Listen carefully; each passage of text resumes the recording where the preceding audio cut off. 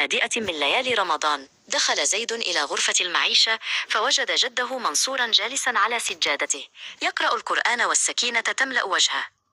تعجب زيد وسأل: يا جدي، الوقت متأخر، لماذا لا تنام؟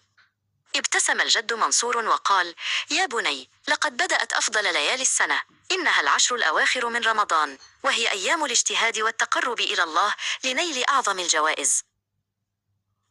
جلس زيد بجانب جده الذي بدأ يشرح له فضل هذه الليالي قائلا: في هذه العشر يا زيد ليلة عظيمة تسمى ليلة القدر، العبادة فيها خير من عبادة 1000 شهر، لذا نزيد من صلاتنا وقراءتنا للقرآن.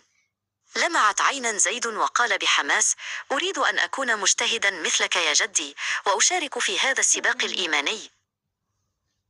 سأل زيد: ما هو أفضل دعاء يمكنني أن أدعو به في هذه الليالي؟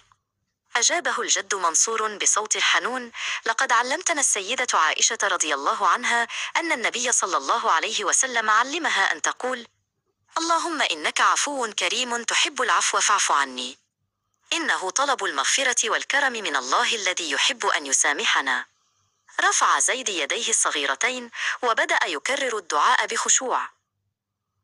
في تلك الليلة تعلم زيد أن الصبر على العبادة في العشر الأواخر يجلب سعادة لا توصف. صلى مع جده وقرأ ما تيسر من القرآن، وهو يشعر بالرضا لأنه استثمر وقته فيما يحبه الله. وبنهاية قصتنا نتمنى لكم ليالي مباركة مليئة بالذكر. لا تنسوا المتابعة والاشتراك في القناة ليصلكم كل جديد من حكايتنا.